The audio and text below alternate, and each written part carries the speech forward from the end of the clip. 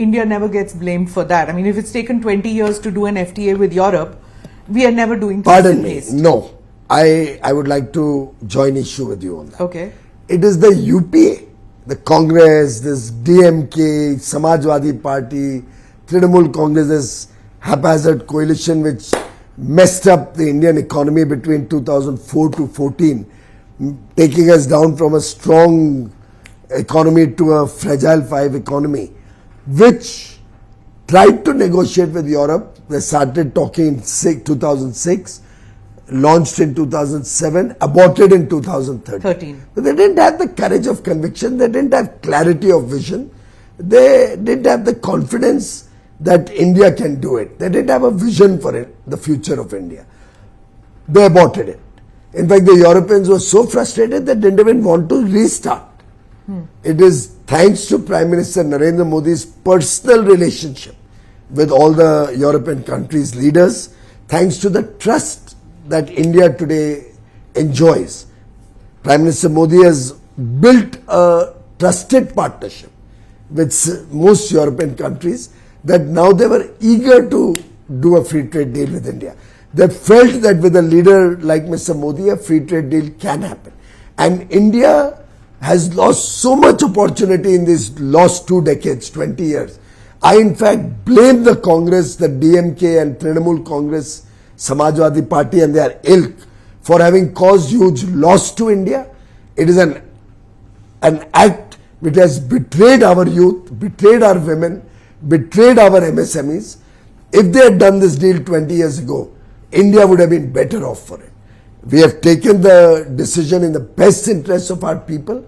This will create lakhs and lakhs of jobs, and collectively our engagement with the developed world will create crores of jobs, will expand our economy, will bring foreign investment in large measure, will help our services sector grow rapidly, will provide better skills, high quality products for our local consumers also. After all, 140 crore Indian consumers, 140 crore Indian consumers are also a stakeholder. We have a duty to give them high quality products at competitive prices. So we have a very holistic, comprehensive view when we enter into discussions. When we enter into discussions, we enter into it with our eyes open. Usually, before we launch or before we start negotiations, we even sort out the sensitivities broadly and understand each other, explain the nuances of working with between, let's say, a $90,000 economy in the US and a $3,000 per capita economy in India.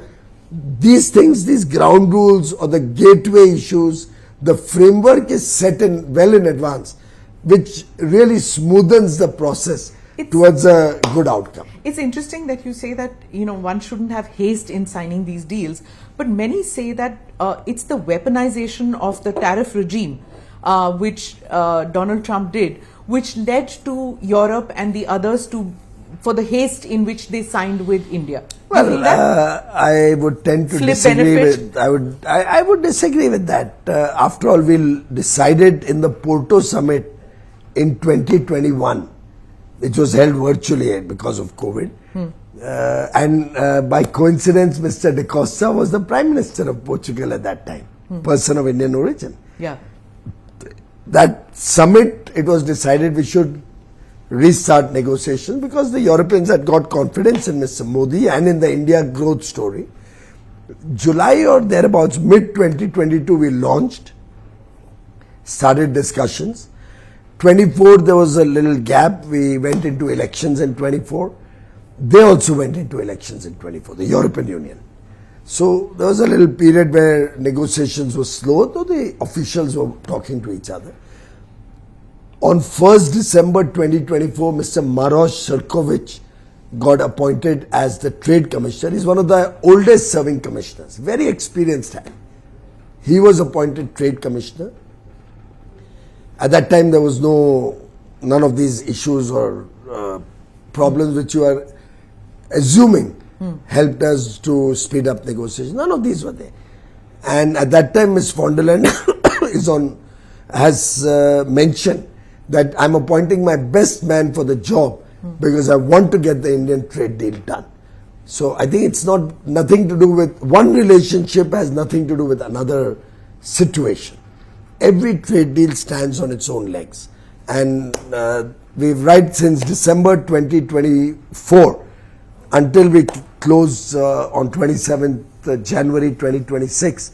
It's been a labor of love, work with a lot of passion, work with a collective effort of both sides, and 27 governments on that side, the whole of the government in India, working towards a fair and very, very balanced agreement between both geographies. Are you doing the same thing with GCC when you're talking to them? We That it's just launched 3 days back. We already have an agreement with Oman and with UAE, Saudi Arabia, Qatar, Bahrain and Kuwait were left out.